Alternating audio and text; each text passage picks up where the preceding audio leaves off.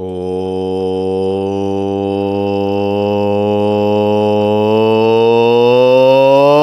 welcome into the Russ Joy Show. I'm Russ Joy. Figure that out because you're smart.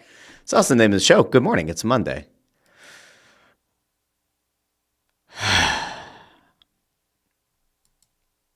Are we looking forward to a Monday coming off of the clocks changing?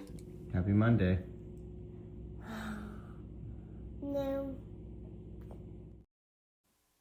No, we're not. The clock's changing is maybe one of my least favorite things to happen all year. Now, the one positive that we can all kind of, I think, agree to here is that it is nice to be back into having daylight in the evening. Like, that is definitely worth the price of admission. But, man, waking up this morning was rough. I actually changed over my my alarm to, if you watch The Night of the Seven Kingdoms, I changed it to the scene where Dunk is down on the ground. And a little egg starts telling to him, "Get up, sir! Get up! Get up! Get up!"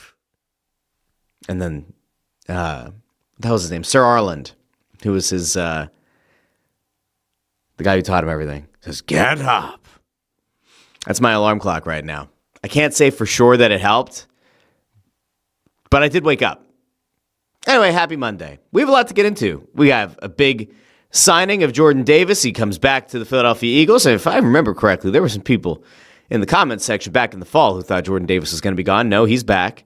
We have rumors that Jalen Phillips could be getting a $20+ million a year deal. Jalen Carter potentially on the move. A.J. Brown's name still coming up in trade negotiations. How seriously, no one seems to know. We have all that going on. And if that weren't enough, that's just one team. I want to talk to you a little bit later on about the World Baseball Classic because there's something that made me feel seen, something that made me feel warm and fuzzy in my tum-tum. I want to get there as well a little bit later on in the show. The Sixers are an absolute disaster. Tyrese Maxey's hurt. Joel Embiid's hurt. Paul George suspended. VJ Edgecombe hurt. It's all falling apart. I'm now starting to actively wonder if it just makes sense for them to kind of go in the tank too. Speaking of the tank, the Flyers would never. But I'll tell you what else will never happen. Rick Tocchet will never go a week in his tenure as Flyers coach without saying at least one thing that makes you wonder, why is he so bad at communicating points clearly and not opening himself or the team up to any kind of scrutiny or questions? We're going to get there because he had quite the interesting statement about Matvei Michkov and Michkov moving back to right wing with Bobby Brink's departure. We also want to touch on Alex Bump scoring his first goal with the Flyers in his first game. David Jiricek also finds the back of the net in his first game for the Phantoms, and then he has to go back to Iowa to go pick up his things. Apparently he just showed up here, didn't pack his things. So we'll get to all of that. Is there more? I don't know. Is that enough for a Monday? Is that okay for a Monday? I think that's a lot of stuff. I'm going to go out to the comments, and then we'll get diving into everything going on. All right. Nick Abe says, "Hey guys, we're back." Ford is listening through his car. Bless Ford. Ford is nothing if not incredibly dedicated, probably the best dedicated person on the show. Believe me, China is what he says. Let's see. Nick Abe says, "You see the Sabres first in the Atlantic?" Yes, it was crazy. AJ obviously was watching it as well. Said Sabres Lightning was an insane game to watch. Turn off the Red Wings to watch that absolute pay-per-view of a game. Incredible number of fights, 15 total goals scored between the teams. Absolutely bananagrams. Let's see. Nick Abe says, FYI, Eagles got over $100 million in cap space next summer. They'll sign everyone. Yeah, we'll see. We'll see. I'm not opposed to the idea. We'll see if it happens or not. Peter Rice is here. Says, "Good morning. Good Monday morning, Russ." Good Monday morning to you, Peter. Yes. Let's see. We got some stuff about culture over here, too. AJ says, "With the Rangers locker room cancer on injured reserve, do you feel good about the Rangers Flyers tonight? Is Mika going to show up and put up another Hattie?" Every time Mika Zibanejad plays against the Flyers, it feels like he's a hat trick waiting to happen. I don't know who's going to be in net for the Flyers tonight. If Erson's in net, I probably like the Rangers' chances better. Flyers are in this weird spot where they just keep racking up points. They keep winning games even though the playoffs are very much not in their best interest and probably not very likely to happen. But yet, we continue to see them each and every freaking game at this point go out and they're getting at least a loser point. The other night they pick up a win in a shootout because Trevor Zegras, of course, is just unbeatable in the shootout. Let's see. Ford noting about the weather. That last evening was wonderful to be outside and enjoy the warm air. We actually were out in the backyard, cleaned up the yard a little bit. I felt pretty good about things. Let's see. WAJ says, one positive is my Packers got a pick for Roshan Gary. Woohoo. All right, well, there you go. Find something good. Amy says, my 10-year-old was up at 5. I was up at 4 and couldn't get my 5-year-old up. I had an impossible time sleeping last night. I don't know. I was up so many times last night. I don't know why. I almost went to the gym this morning at like 4 in the morning because I was so miserable. And then I did fall back asleep, and then I couldn't wake up. It was fine. Everything's fine. Landros is here. Says trading Jalen Carter is stupid unless there's something the public doesn't know. Well, that makes me think that there's something, okay? Makes me think there's something. Okay. Jason Franklin says taco. Oh, that goofball. Yeah. Tocchet's got some stuff to say. MJ Bruno says, God, I love the idea of the Flyers adding another 14th overall pick that will be a bottom 6 guy. Yeah. Landro says the way the Flyers draft doesn't matter if they finish with the 10th or 15th pick in the upcoming draft. Yeah, okay. I know. All right, so let's start with positives. Let's start with the Eagles. We will find our way to the Flyers and the Sixers and the World Baseball Classic. And if there's anything else that I miss, you guys can let me know in the comments. But I do want to start with the big news of the weekend. And this is news that I honestly kind of expected to see happen. And I think it was very clear that this was ultimately going to happen. The Eagles know how important this guy is. Jordan Davis deserves a massive shout out. If you remember last season, Jalen Carter has Spitgate happen with Dak Prescott. And that immediately thrust Jordan Davis into what I would consider an unenviable position of having to take an incredible amount of snaps and be the guy who can anchor the interior of that defensive line. Jordan Davis showed up in incredible shape. Now, I don't mean to sound like Rick Tocchet here, but Jordan Davis did show up in the best shape of his life. And he earned himself a massive payday.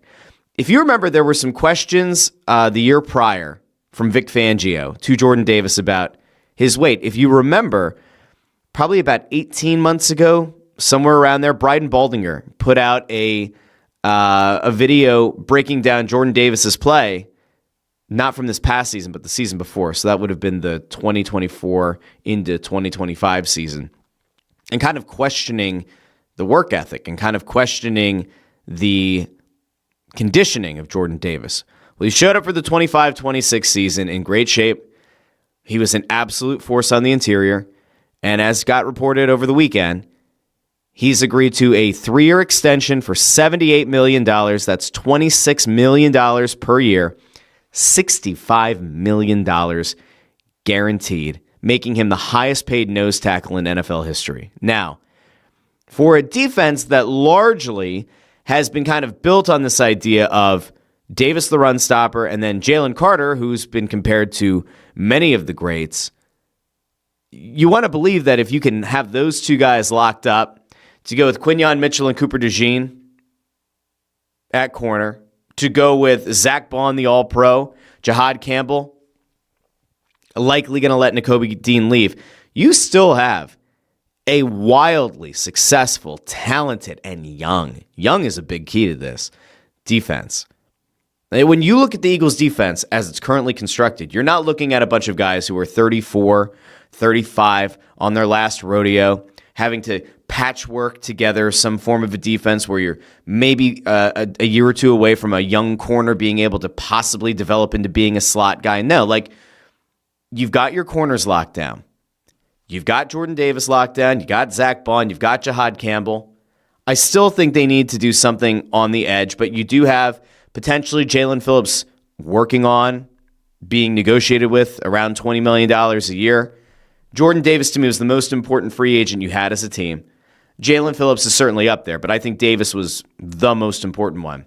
And it actually does kind of start to raise some questions about Jalen Carter, because If you remember, Micah Parsons said on a podcast with Jordan Love and someone else, I don't remember who it is right now, Micah Parsons had said that he only would have wanted to play in Philly if he was playing with Jalen Carter, and there was this idea out there that maybe Jalen Carter was the player being traded back to Dallas in a proposal. Now, that was kind of back and forth, and it was a little bit of an unknown, unsubstantiated sort of rumor. But it does make you start to wonder if the Eagles have been open to moving Jalen Carter, is that what's ultimately going to happen? Now, I think it's important to kind of note there are a lot of balls up in the air with the Eagles, right? And we'll take this down. The Eagles are certainly on the hunt for additional talent. They were rumored to be very interested in Max Crosby, who ultimately went for, the 14th overall pick in this draft and then another first-round pick. So he ended up landing in Baltimore. So that took him off the table. I have not looked to see. I don't believe Trey Hendrickson has landed anywhere yet. But this idea is out there that potentially Jalen Carter could be moved. I would absolutely hate to see Jalen Carter moved. The only reason that you consider moving a player of that caliber, of that talent, the only reason is because you are concerned with what happens if you give the guy the big contract. And there have been some questions. I mean, this isn't to kind of go back to a horrible incident that happened with him in college, but it is probably worth noting that there have been some questions around whether or not Jalen Carter's a guy that you fully want to invest in.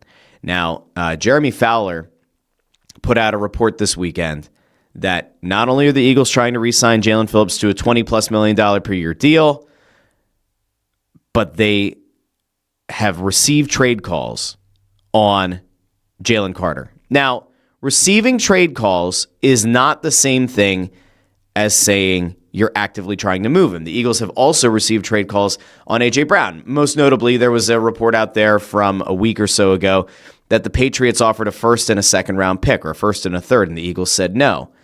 But it is probably worth throwing out there that, there are teams that very clearly seem to believe that Jalen Carter could be available. Now, if you're the Eagles, to me, I don't look at this possibility and say that's a pick. I think you need to have an established player that comes back in a trade. I'm not looking for the 28th pick in the draft or whatever. This has to be an absolute haul. I mean, let's not forget, there was a time that Jalen Carter was being compared to Aaron Donald in terms of his ability to impact the line of scrimmage. So I would be deeply concerned as an Eagles fan if the Eagles decide to move on from Jalen Carter. The only reason you do it is because you're afraid that the guy, the actual human being, isn't fully there, or you're worried about what happens to that guy and his work ethic and his demeanor if you give him that money. I would like to imagine in a good scenario here that the Eagles believe that Jalen Carter is a difference maker, and if they are going to move him, they're going to get a haul back for him. I don't like seeing his name in the rumors, though. It does kind of worry me. I think part of it is just because you also have on the offensive side of the ball, I cannot envision a scenario where the Eagles want to move A.J. Brown, but yet you get Howie Roseman and Nick Sirianni both coming out saying, we're not looking to move him. But then you see all these reports out there that teams are checking in, they're offering a first-round pick plus. I don't know what to make of anything. I think, was it Diana Rossini late last week also put it that there are a bunch of teams right now who are interested in A.J. Brown who want a resolution to that situation ASAP, and it feels like that's kind of holding up the market. We'll see if that ultimately comes to fruition or not. That's where we're at on the Eagles right now. Jalen Phillips, I think, coming back would be a really good get for this team. He also fits the timeline. He's also not one of those 34, 35-year-old guys who's kind of at the end of his career. I like the idea of bringing him back. And again, you got to see what this dude looks like in this defense. You got to see what this dude looks like in Vic Fangio's defense, and it certainly felt like there's a lot of positives to take away from him. The guy's only 26. I think he turns 27 in May. He fits the timeline perfectly. Bring back Jalen Phillips. Let's have some fun. All right, let me go out to the comments here real quick, and then we'll get back out to it.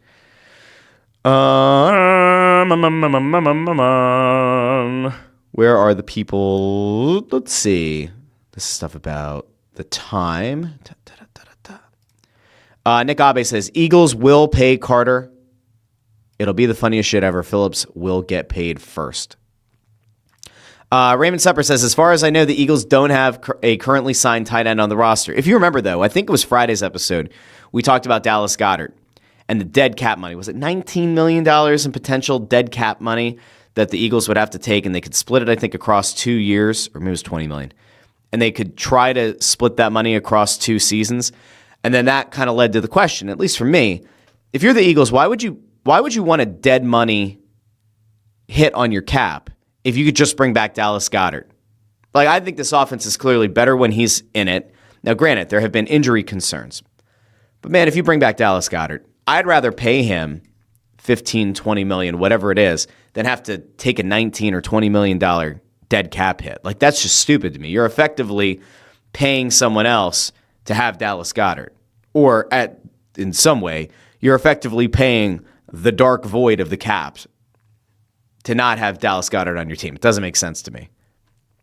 All right, let's see. MJ Burns says it's a very good draft for edge rushers and defensive tackles.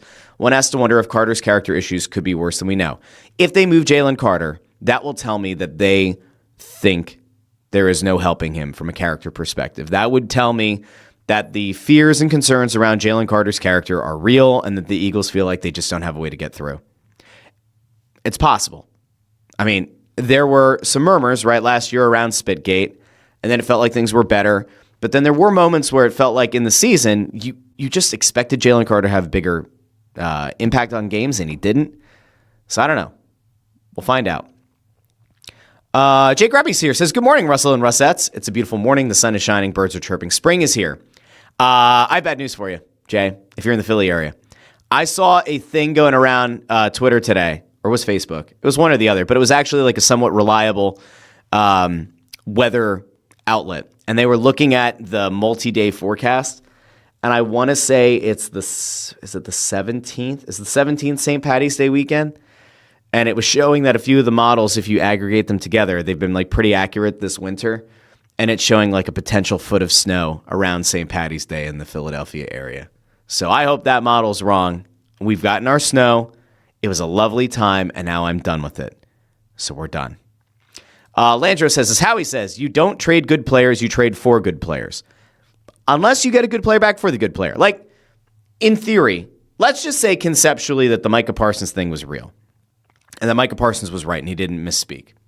And the Eagles were willing to trade Jalen Carter to Dallas for Micah Parsons. That, to me, is the kind of haul you have to get back. If you're going to trade away Jalen Carter, you need to have somebody who can be incredibly disruptive. And that doesn't mean that if you're the Eagles, you trade Jalen Carter to a team with a wide receiver who's going to replace A.J. Brown, and then you're going to spin A.J. Brown off for a high first-round pick. Like, that to me doesn't make sense. But you do kind of have to wonder if Carter and Brown's names are really out there, and if the team is seriously open to trading one or both of them. I don't know what that means. I don't know. I find it concerning. But then again, I'm not in the room. I don't know. I'm not in that building. I don't know what these guys are like. I just look at the talent, and I think to myself, I would not like to see them move off of Carter or Brown. Let's see. Landro says, if the Brown contract was not such a gut punch if traded before June 1st, then I could see a move, but the contract makes it really tough. They could also decide to wait until after June 1st. I mean, like, listen, we'll get back to the Eagles here in a second, but, like, if you miss this news, this is, like, one of the craziest things to come out. That's it. I was just trying to remember how to spell the guy's last name. We're good. Everything's fine. Tua got released. And not only did Tua get released, he's got a $99 million dead cap hit. Like, I want you guys to think about that for a second. That is absolutely astronomical. An insane amount of money. $99 million in dead cap that the Miami Dolphins are going to be paying to not have him play for their team. Think about how insane that is.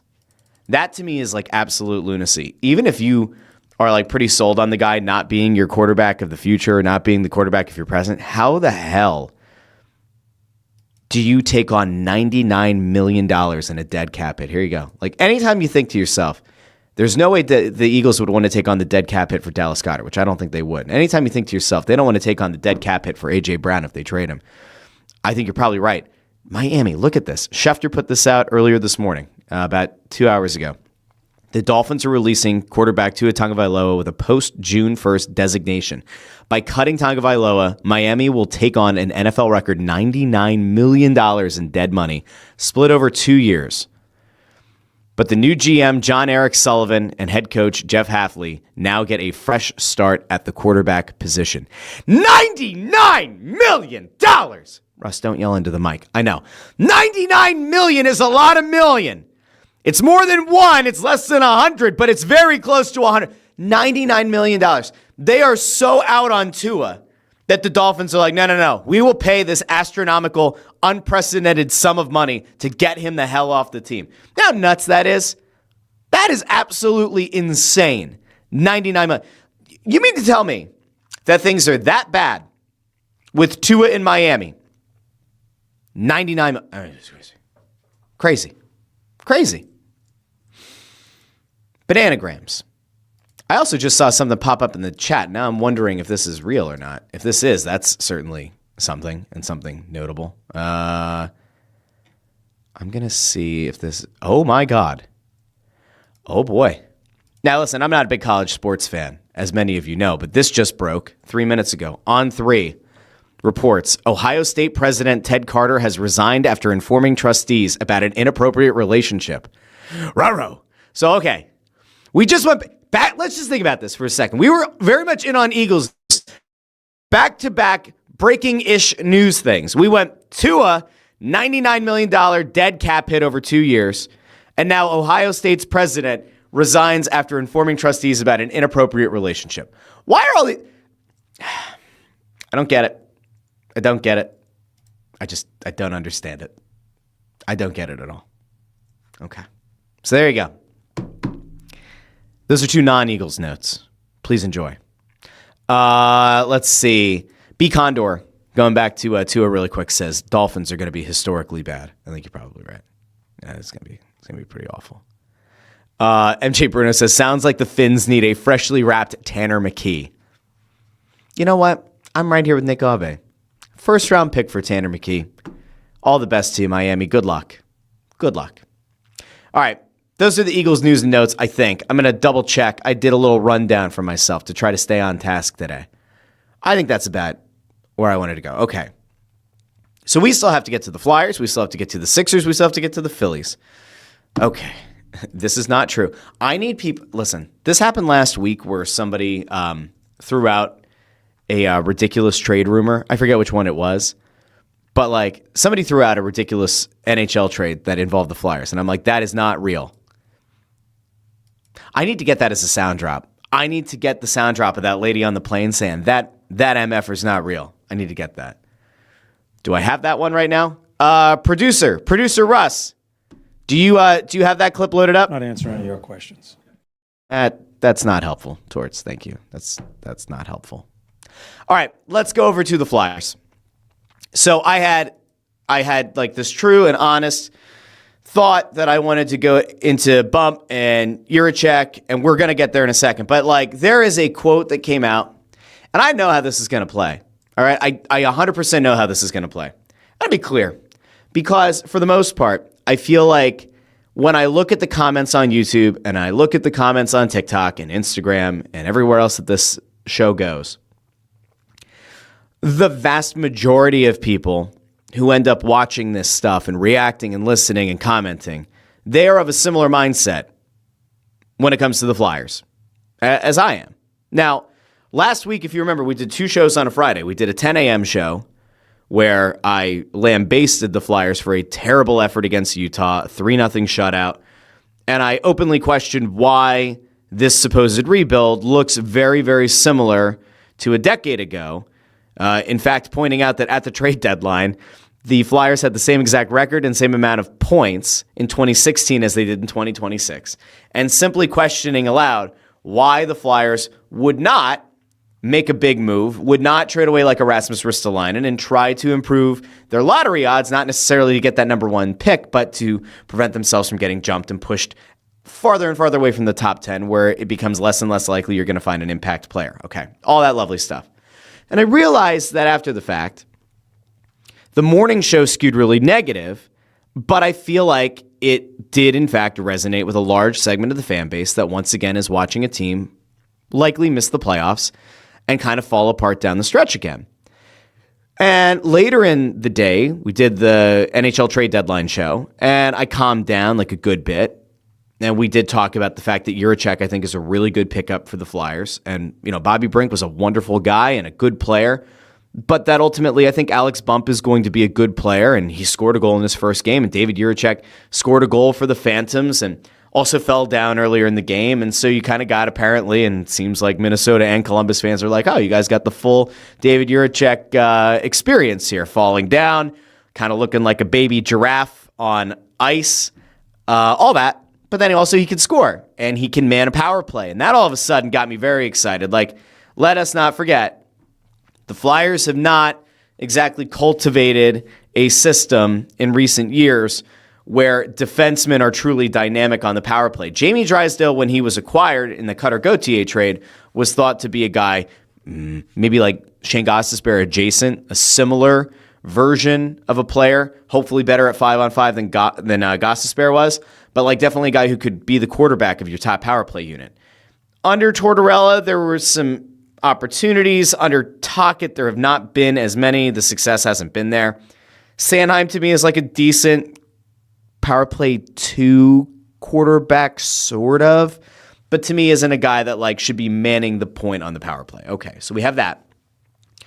But like if Jiricek at his size at 6'4", and only 22 years of age, if that guy can figure out a way to develop, likely with the Phantoms this year, maybe he gets a call up to the Flyers late in the season.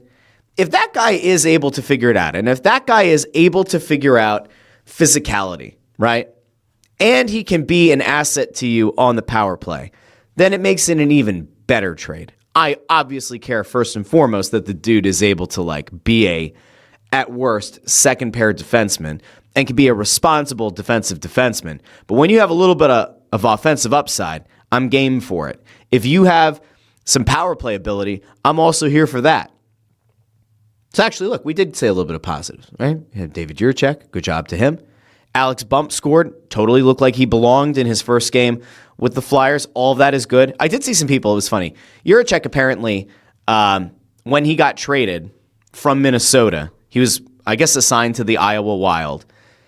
And he flew straight to where the Phantoms were playing. So he went straight to the Phantoms game, scored a goal. And then last night, so on Sunday, he wasn't in the lineup. And there was a reporter, or it was the play-by-play guy, I forget who it was, somebody put out there that Jiricek would not be playing because he went back to Iowa to get his stuff to then bring it back. And I saw people on Twitter going like, oh, this guy can't like hire somebody to move him. I'm like, what are we doing? Like, the guy could have also done the inverse, right? He could have been in Iowa, packed all of his belongings, and then come to the East where he didn't have a place clearly set up yet. Or go to the first game, score a goal. All right, you have to miss a game because you have to go back to Iowa, get all your stuff, get that kind of squared away, and hopefully now he's got an apartment or they've got him something where he can kind of get himself sort of squared away, set up. I mean, I would hope that the organization has figured that out. I would assume they have. Remember, Kolosov a year ago was set up at a place close to the arena where the Phantoms play. I have to think that they have something similar until Jiricek can kind of get on his feet and get himself like an apartment or whatever. That didn't bother me, but there are psychos on Twitter, and I'm not surprised that some people got upset about something that they shouldn't be upset about. Okay, so those are the positives. Bump really did look like he belonged, okay? I want to believe that like Bump is going to be a good player for this team. There were a lot of people within this organization who thought a year ago that Bump was really soaring and that it was a very good chance that at some point this season he was going to play. Back around Dev Camp, there was also a thought, if Bump can stay healthy, he might make the opening night roster. That did not happen, right? I think there was an injury. He didn't ultimately make the team. He's been playing with the Phantoms. I think he got hurt again when he was with the Phantoms. I don't remember exactly. I think he did, though. But he finally got his opportunity. Bobby Brink gets moved, opens up a spot. Alex Bump comes up, scores a goal. Great. Here is where things get a little bit annoying. Okay? So Charlie O'Connor, Good reporter, Charlie O'Connor. He asks a question to Rick Tocchet. Okay. He asks a question to Rick Tocchet about Michkov and about Michkov's positioning, right? As we know, Rick Tocchet has wanted to play Matvei Michkov on the left wing. Michkov, pretty much his entire career, has played on the right wing. When we talked to Hilferty and Jonesy and Briere at the start of the 24-25 season, they noted that they think Michkov can play either side. But he's largely played on the right wing. And under John Tortorella, he found a lot of success on the right wing.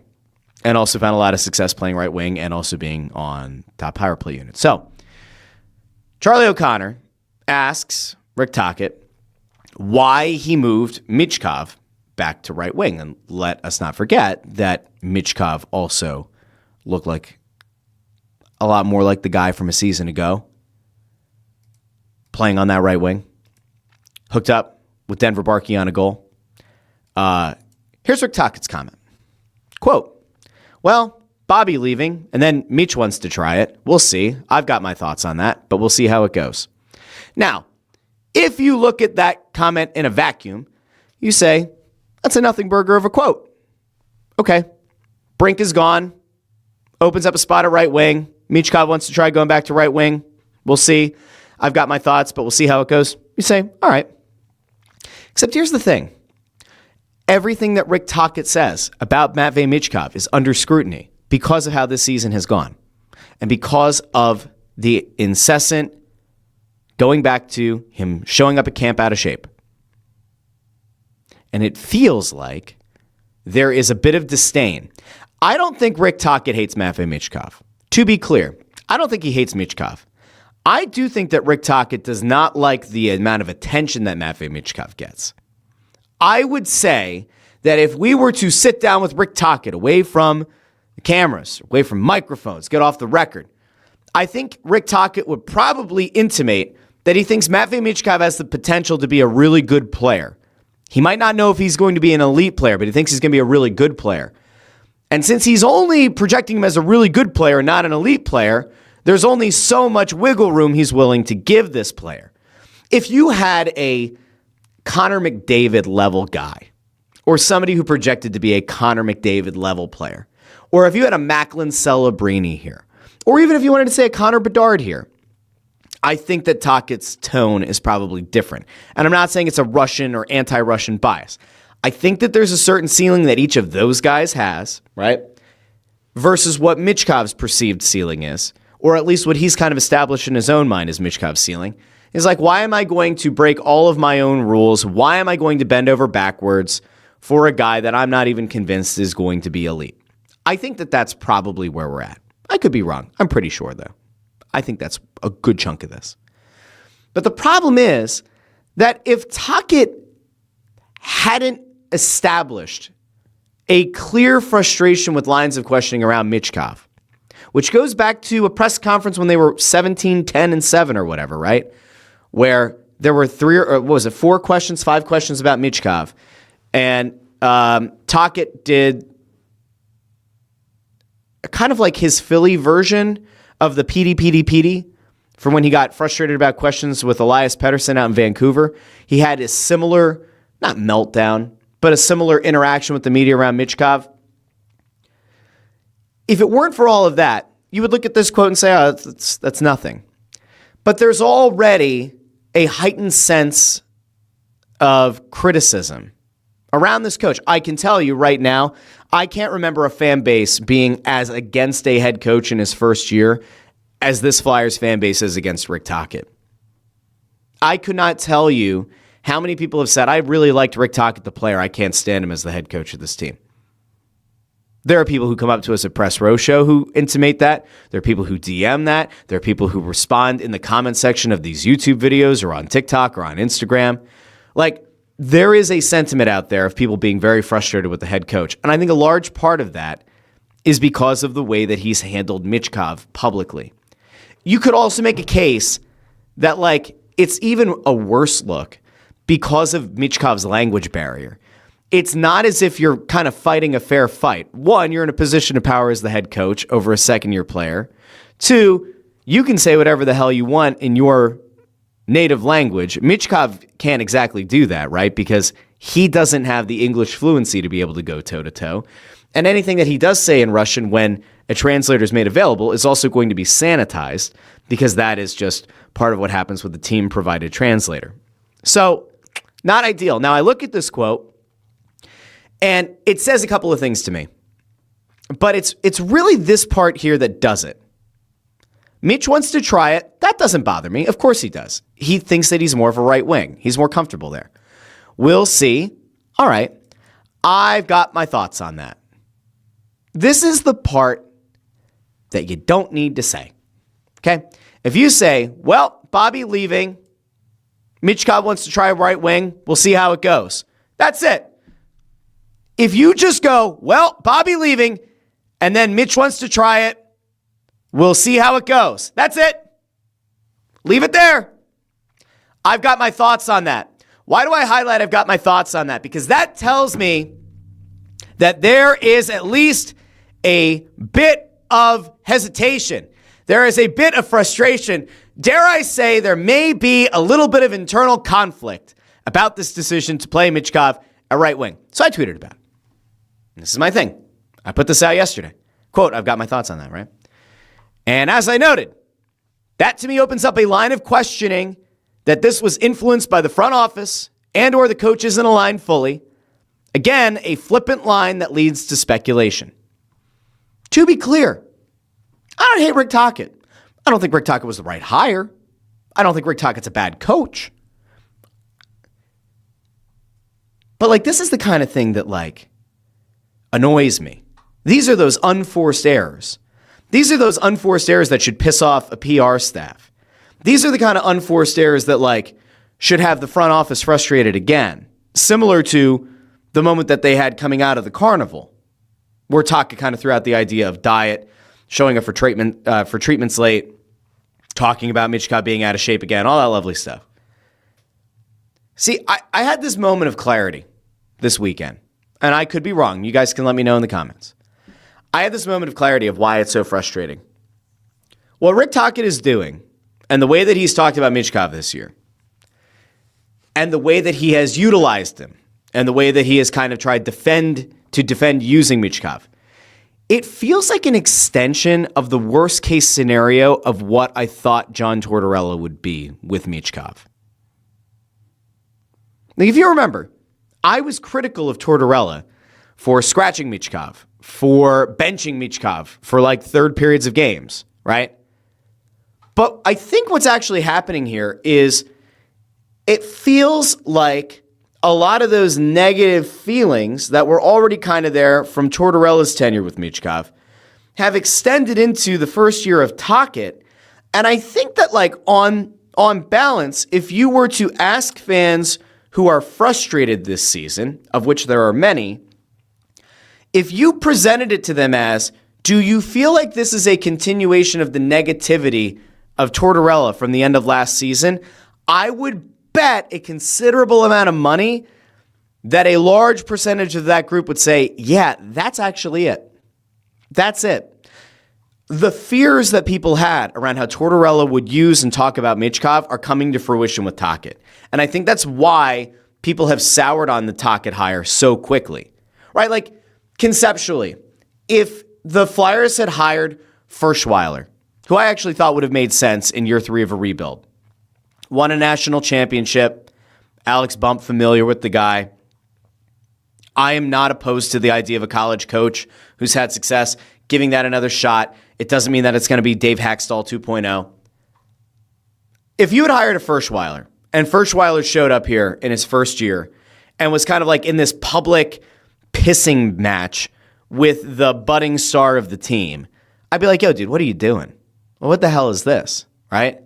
But I also tend to think that a Pat Schwarber probably wouldn't do this, right? You would probably not have moved Michkov from the right wing to the left wing. You probably would have tried to do your damnedest to set him up for success, knowing that doing so sets your team up for the best path to success. there would not be a lot of ego because you have a coach hired in his first year to be an NHL head coach and not make a ton of waves and work to actively develop the young players, right?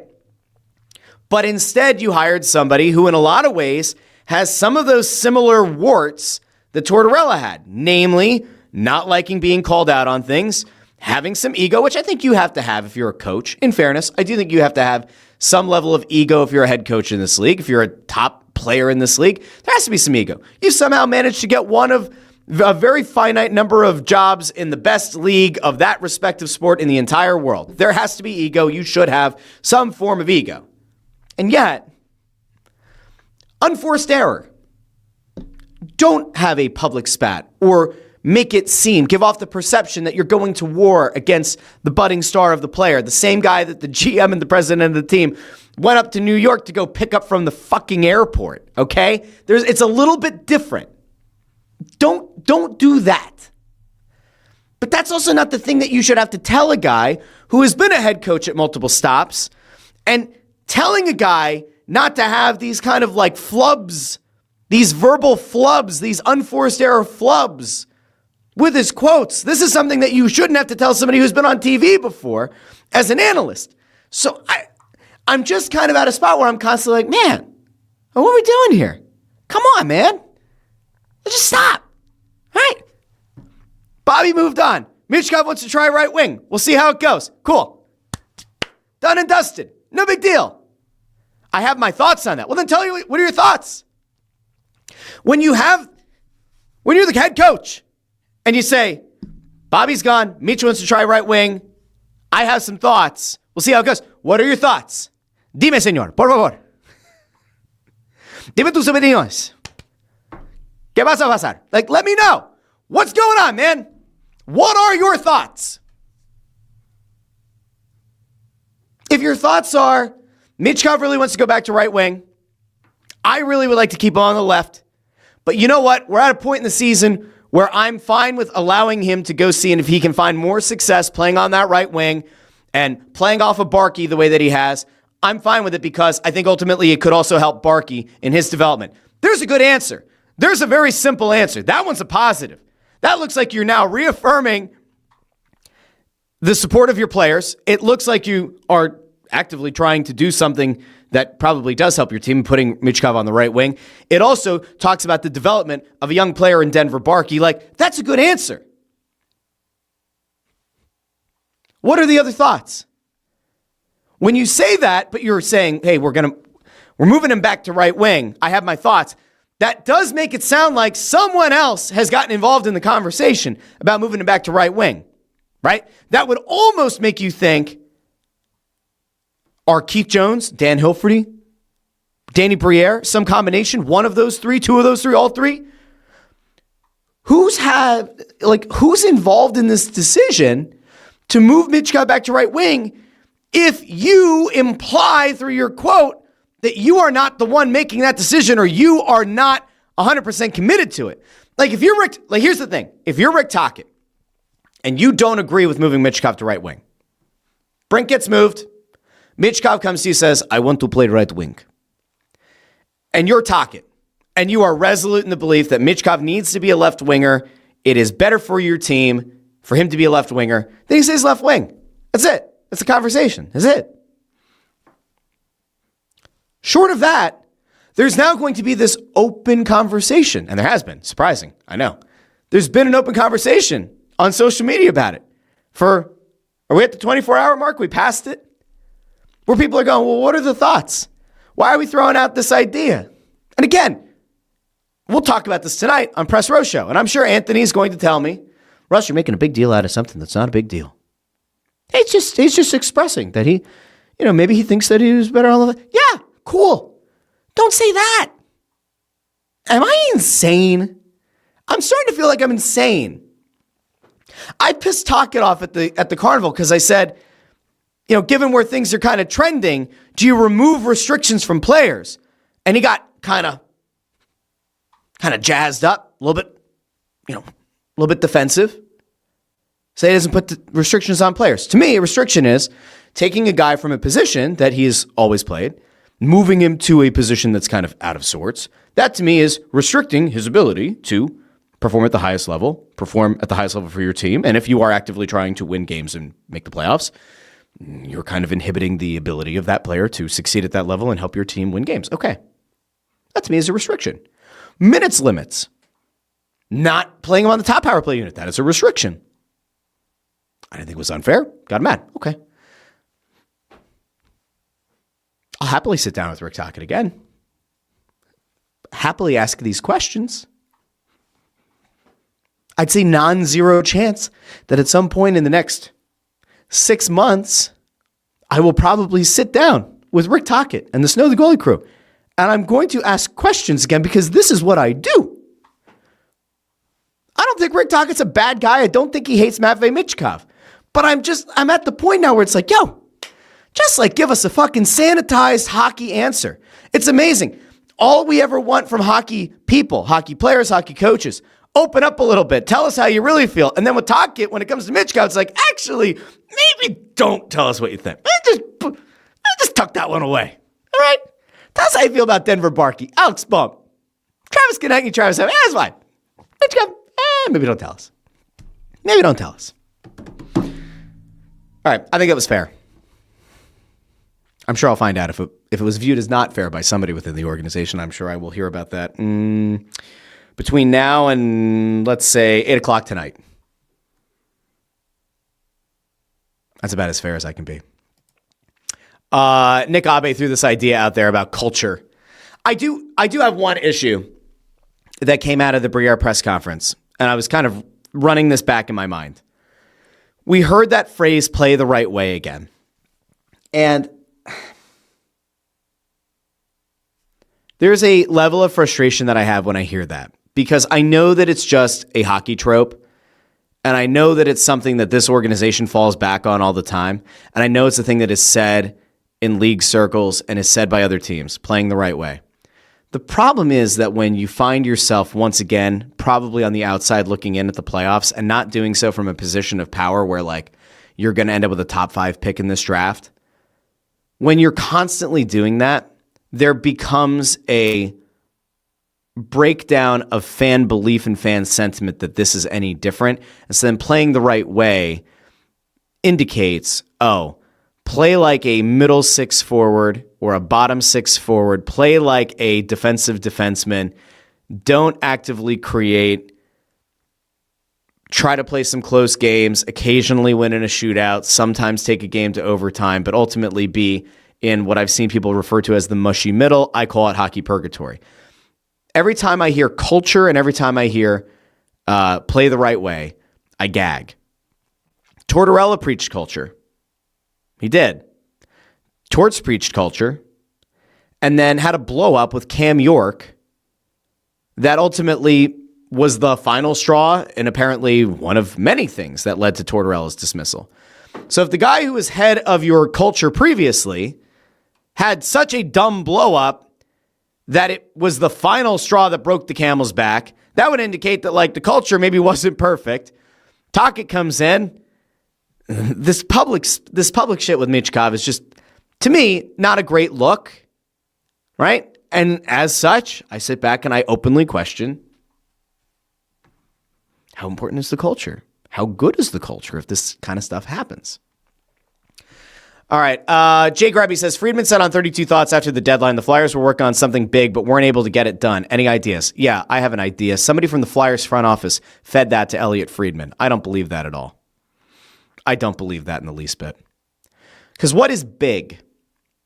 What is big? No, I don't believe that in the least bit. I think that is front office to Elliot Friedman.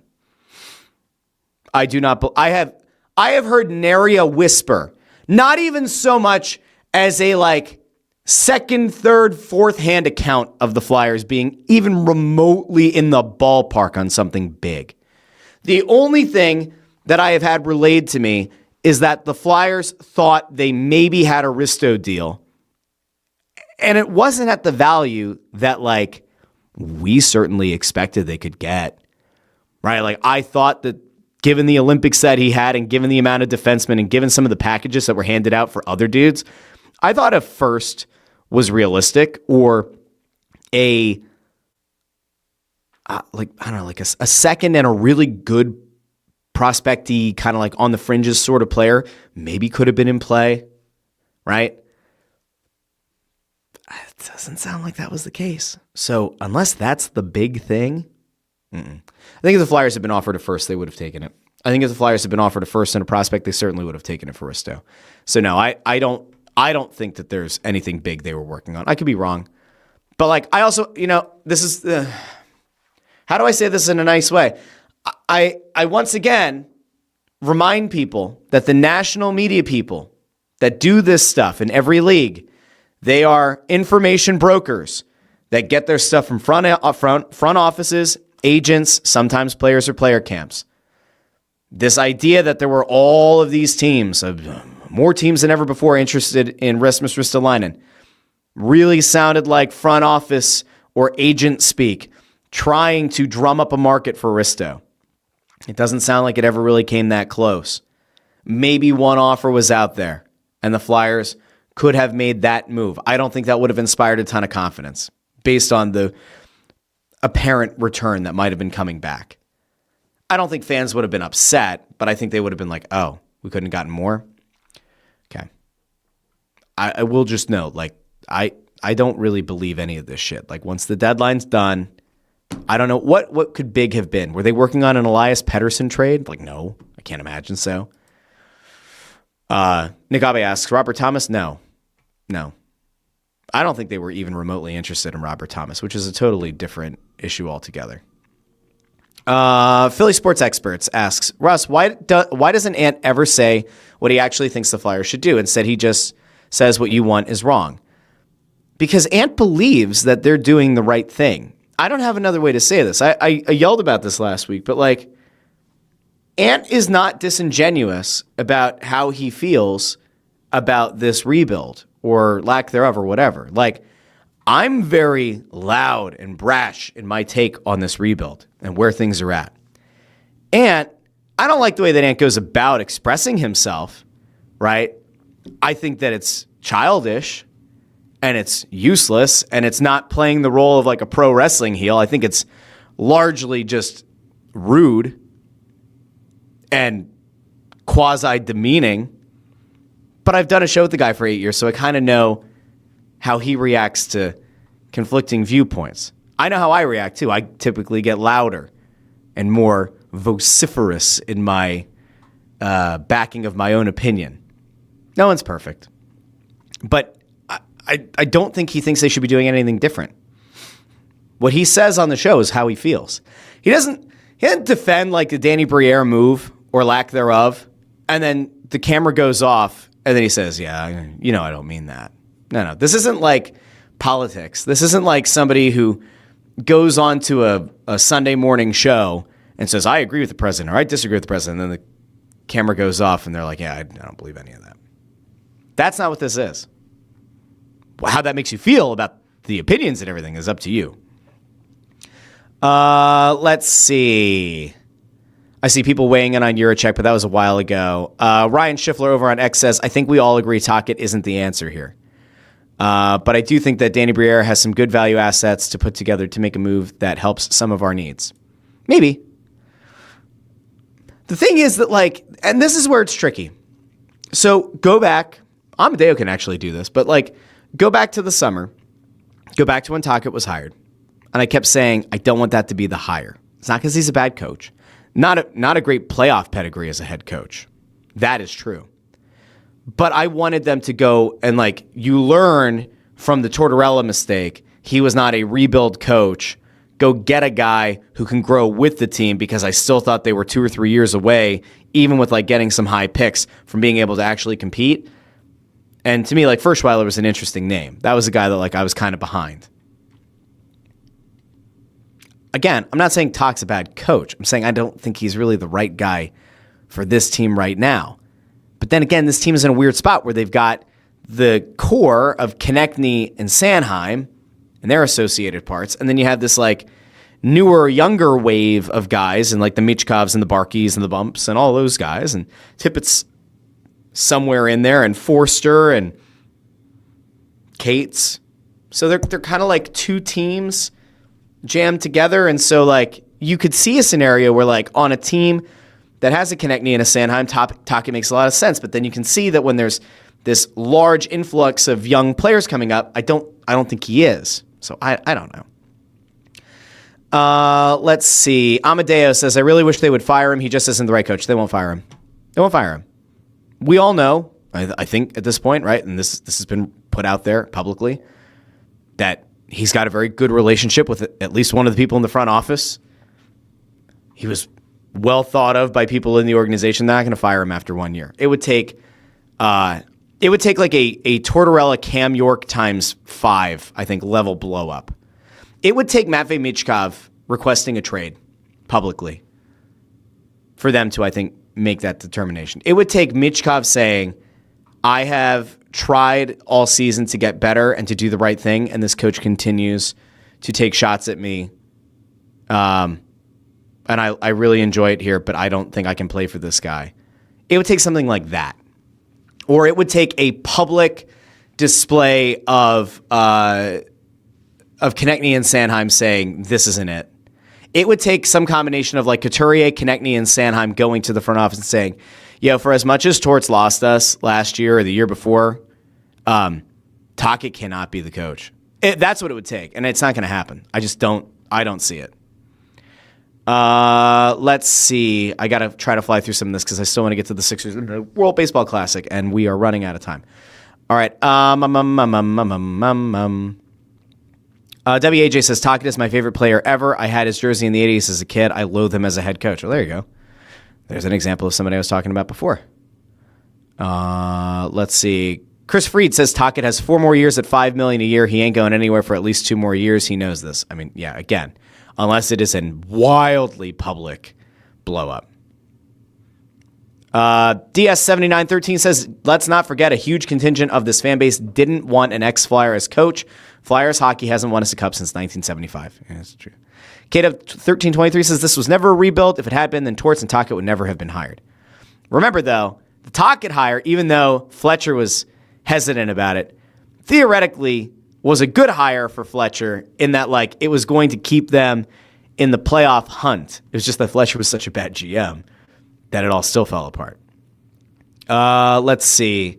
B. Condor says Brad Shaw for 1 or 2 years would have been the right choice. I also was totally fine with the idea of Shaw remaining here, but it was very clear they did not want to just bring him back. Amy says, devil's advocate, isn't it possible that 2 coaches, 1 player, maybe the coaches are not the problem? Tortorella and Michkov apparently had a much better relationship than we were led to believe, which I think largely comes from Michkov's comments after Tortorella's firing. And I think even in the aftermath, when Tortorella talks about Michkov on TV, I think it's clear that, like, there was a mutual level of respect, whatever that means. Let's see. I got to fly through some more of this. Amy says the team made him the savior, and maybe he's not. That's also a big reason for the atmosphere surrounding Michkov and any criticism.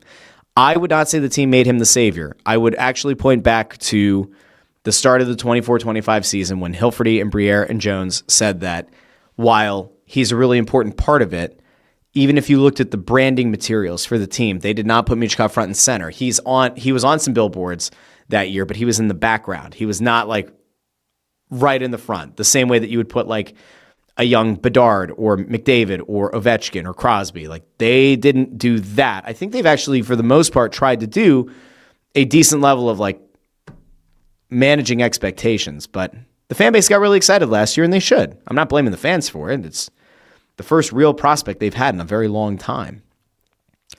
Let's see. Greg Bondarenko's here. Hello, Greg. K-Dub asks, when are Jonesy's league-wide connections going to pay off? We're still waiting for a 1C and a 1D. Does a rebuild even begin before getting one? That's the ultimate question. I don't know how you can move to the next phase when you don't have either of those. Healthy Productions 4 says they are past the point of tanking this year. Play the young guns. Hope they string together some wins. No, I will not hope that they string together some wins. No, actually, no. They are not out of the realm of being able to get themselves into a position where they could add an actual talented player to this young player pool no, I will not buy into that. The Flyers this morning are at 69 points through 62 games. That has them in 14th place in the lottery, which is bad. But the gap between that and Winnipeg, who currently have the 6th best odds of the number 1 pick, it's a 7-point gap with 20 games to play, which means there are 40 potential points still out there. We're talking about a 7-point gap. And by the way, it's all kind of gummed up. Seattle's at 67 points. Washington is at 69 points, but they've played 64 games. LA's at 64 points. Florida, 65. New Jersey, 66. Nashville, 64. Interestingly enough, Toronto will probably owe their pick to Boston. And as it's currently set up, Toronto has 65 points, and that pick would convey to the Bruins, which is hilarious and also horrible. No.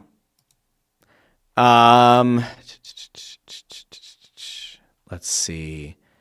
I saw somebody throwing out the name Berglund. Berglund, I think, will be an interesting one. I wouldn't be surprised if he gets a real long look next year in camp. We'll see if it happens. Let's see. Healthy Production says, Bradshaw is right in front of us, and we chose Tocchet. Never change, Flyers. Yeah. Amadeo says, they won't let fans express frustrations at the town hall meeting. Coatsy will prevent that from happening. No. I mean, you could try. I mean, Coatsy tried a few years ago with Fletcher, and he got, Fletcher got booed mercilessly, and then Coatsy tried to calm it down, but nah. Raymond Supper says, there was a report someone had about a trade that didn't get paperwork done on time. My mind immediately said the Flyers. I don't think that's it. Could be wrong. I don't think that's it. Healthy ask Eric thanks me for not being a Comcast show. You're welcome. All right. Let's see. Let's see if there's anything else I wanted to get to over here. Sutliff says the Flyers need to trade some prospects for established players. Free agency is going to be trash, and the team needs better veteran leadership. 10 years of this team spinning the wheels. A lot of that is true. All right. I think I'm good there for right now. Thank you to everybody else who commented. Let me see. Vacant alleyways. I did talk about those comments, so you can go back and check them out later. Chris Mack says, you people are going to see when TK, Sanheim, Tippett, Sealer, and picks get dealt this summer. Yeah, Chris Mack, do me a favor. Come back. Come back in the summer when that doesn't happen. I hope the energy that you have for that is twice as loud as that comment. Konechny, Sanheim, Tippett, Sealer, and picks are all going to get dealt? No. Konechny will get dealt if he's had enough of the losing, which it sounds like he kind of has. Sanheim will only get dealt if he decides he wants to get dealt, which I don't necessarily think he does. Tippett could get moved. I think Sealer will get moved. Could picks get traded on draft day? Sure. So maybe those last three. But you can't throw Konechny and Sanheim in there. Oh, he says probably Noah Cates too. Wow, so they're going to trade Konechny, Sanheim, Tippett, Sealer, Cates, and picks. Yeah, no. I cannot wait for all the Flyers trolls to eat crow after July 1st. I look forward to it. I'll tell you what. If Danny Briere somehow pulls off a Paul Holmgren offseason of going worst to first, and he somehow figures out a way to go and get the equivalent of the Hartnell and Chemo Timonen trade, if he can pull that off and set up a team next year for massive levels of success, I'm here for it. I don't actively root for the Flyers to fail. I want the Flyers to win. I would really, really like to cover a team that makes the playoffs and feels like they have a chance of winning a cup every year. I really, really, really would like that when I drive down to the arena somewhere around 41 nights a year to go down and do press row show, 41 nights that I'm not spending with my young kids and my wife, I would like it to feel like those 41 nights are not in vain. I would like it to feel like those nights are spent being excited about a team that can win a cup. And unfortunately, it has just been the truth that I spend many of those nights driving down hoping that the Flyers will win a game. And I have spent more nights driving home feeling the sting of defeat and a question about direction more than anything else. This is it. This is where I'm at. So, okay. We got that. Flyers done. Cool. Sixers are a mess. I don't even know where to go on the Sixers, and I want to talk about the World Baseball. You know what? Let me give you a little pick me up real quick. Little pick me up. Okay. Yeah.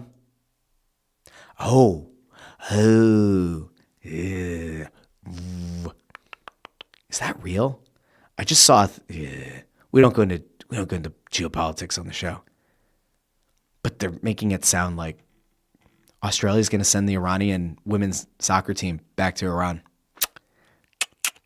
There are some public comments that make me think that is not a great humanitarian decision to send them back.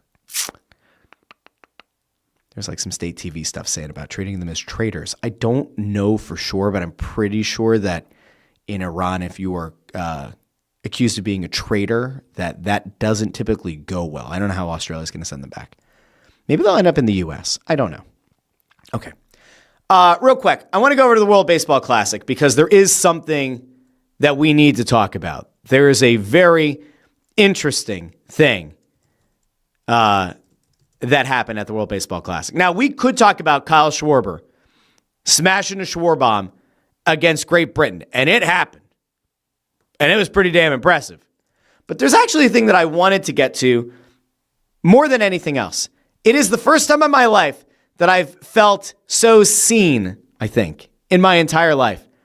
So, Italy has a team. Aaron Nola's pitching for them. Italy has a team at the World Baseball Classic. And their manager walked media through something that is very unique to the Italy dugout. So here's the Italian manager, Francesco Cervelli, and I want you to hear what he has to say about this very unique element that's been added to Team Italy's dugout in the World Baseball Classic. Here he is.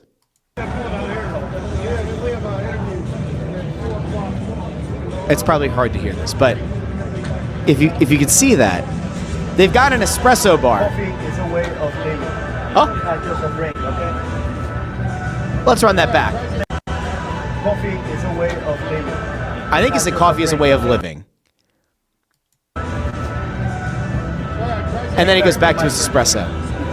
They have a full espresso bar in the Team Italy dugout, which on the surface, you're like, yeah, that's pretty cool. Except it got even better. So if you've been following Team Italy, you will also know that it didn't just end there. No, it's not like a pregame ritual alone. There's one other thing that's been happening, and we have to go about presenting this in a certain way, otherwise we'll get flagged by the good old folks at YouTube. But here's what Team Italy's doing after their team hits a home run in the World Baseball Classic. They give the player who hit a home run an espresso shot. So they're doing espresso shots, not espresso martini shots. They're doing espresso shots in the dugout after home runs. I'm 100% here for it. I have not yet had my opportunity to make an espresso this morning, but rest assured, when this show is over, I'm going upstairs and I'm making myself a nice espresso. I think I'm going to go a little latte art today, a little bit of oat milk. I think I'm feeling an oat milk latte today. I'm going to do it. No sugar added. The last time I went over to Europe, when I was over there in Vienna and in Barcelona, I spent, almost 2 weeks over there not putting sugar in my coffee. And so now since I've been back, it's espresso and it's oat milk, and there's nary a bit of sugar. If and when I am spotted in public with a coffee from Starbucks, there is typically sugar in that coffee, but I treat it like it's a dessert. I don't treat that like, oh, I need my morning cup of coffee with God knows how many grams of sugar in it. Nay. Nick Abe says, show us the Schwarber picture. I don't know. Well, was there a special Schwarber picture you wanted me to show you? He hit the home run. Let me see. Here, we can go through it this way. This'll work. Hold on. Here is Kyle Schwarber's home run. We can go frame by frame because it was a thing of beauty. The cool thing is, as he's hitting Schwarbombs, not for the Phillies, you get a good feel for how exciting it is to watch Kyle Schwarber hit home runs. Here you go. Bang! There it goes. And a nice big home run out of Kyle Schwarber against Great Britain. That guy represents the USA well, man. I feel like I'm falling further and further back into John Gruden here. I'm telling you, man. That Kyle Schwarber, he's a heck of a player, man. If I needed to set up a lineup myself, man, he'd be on there, 100%. Let's not get it twisted, man. I don't know if this is the picture Nick Abe wanted, but I'll throw this out there too.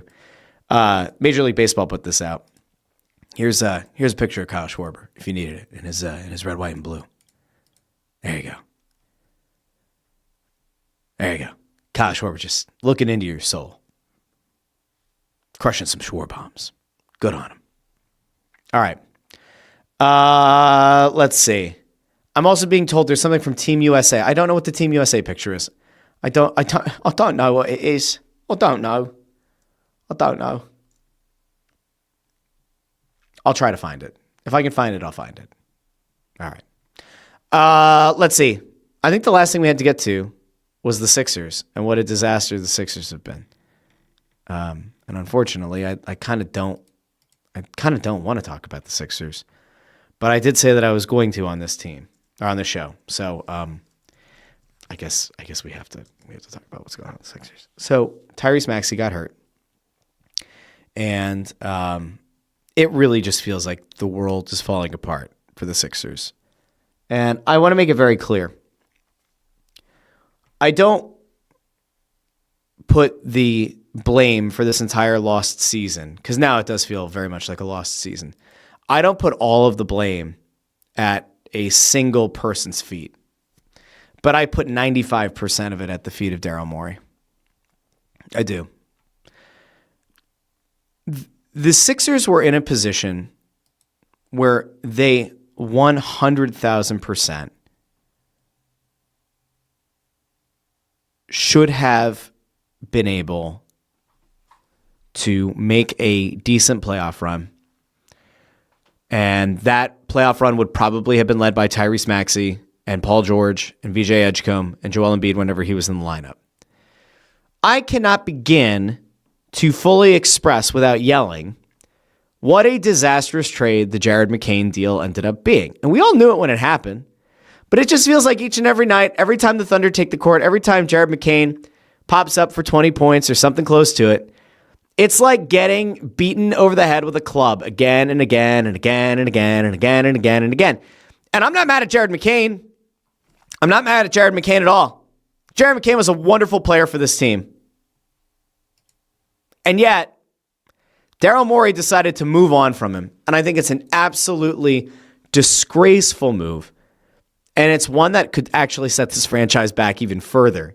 And that's even considering how far it's been set back by injuries to Joel Embiid, the suspension to Paul George, the injuries to Paul George, now an injury to Tyrese Maxey, an injury to VJ Edgecombe. I have wanted so much to be able to really fully believe in the Sixers.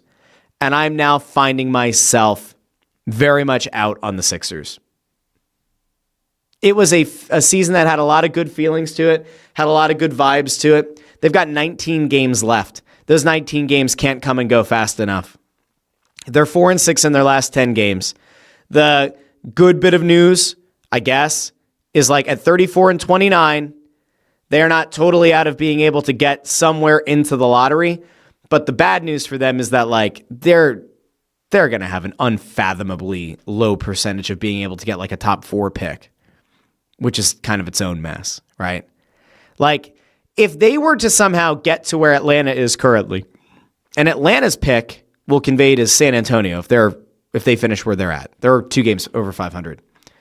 The Sixers would have a 0.5% chance of getting the number 1 overall pick. They'd have a 2.4% chance of getting a top 4 pick. That's it. I mean, it's not great. It's not great at all. So, yeah, not great. Not great. Feels gross. The one thing that the Sixers can maybe kind of look to is that pick that they own from Houston. But Houston is 6-4 in their last 10 games. And Houston is, I don't know, one of the 6 or 7 best teams record-wise in the NBA. So you're probably looking at a pick that's going to be mid-late 20s. Is that enough to get you excited? Probably not. So Yeah, not great. Not great. Tyrese Maxey being out is also like a total bummer because it's one thing if you know the season is effectively lost, but you still get to go out and watch some combination of Maxey and Edgecombe play together. You feel good about it. But like with him being out now, it's like almost impossible. How do you justify spending money to go see the Sixers right now? If Edgecombe is out, if Maxey is out, if Embiid is out, if Paul George is still suspended. How? So it sounds like he sprained his pinky. Shams put out that he sprained the right fifth finger. What the hell is the right fifth finger? It's either this one, it's his thumb, or it's this one, it's his pinky. I tend to think it's his pinky. So he's out for 2 games, and then he'll further undergo testing. But like this season is effectively over. And as much as I love basketball, as much as I love the Sixers, like I'm not watching this shit. I mean, I will watch it for the purposes of this show, but I'm not going to watch it willingly and happily. I'll probably watch it on DVR, skip all the commercials. I'm not going to sit down and watch the games live. Awful. Just truly awful. Now, there's one good bit of news that we can talk about here really quickly. John Clark put this out. I assume that it was over on Instagram. I should actually look and see. Not that I have anything against John Clark, but like I do kind of wonder if maybe this is a better thing to put out from Tyrese Maxey's Instagram. John Clark put it out. I'm actually looking to see where the hell it came from. Was it a story? Where did John Clark get this? Huh. Well, anyway, John Clark posted over on Twitter that Tyrese Maxey put this up presumably on Instagram or somewhere, maybe on an Instagram story. We don't know. It seems like Tyrese Maxey and his girlfriend are expecting a child. So, you know what? Let's end on a little bit of positivity today. Congrats to Tyrese Maxey and his girlfriend. That's awesome. Gonna have a kid. We got that heads up from John Clark. I don't know where that was on social media, but John Clark found it. So there you go. Let's see. Anything else I wanted to get to over in the comments before we go? I'm not sure. MJ Bruno says, I will spend money to go watch Jabari Walker and Andre Drummond every time, Russ. Good on you.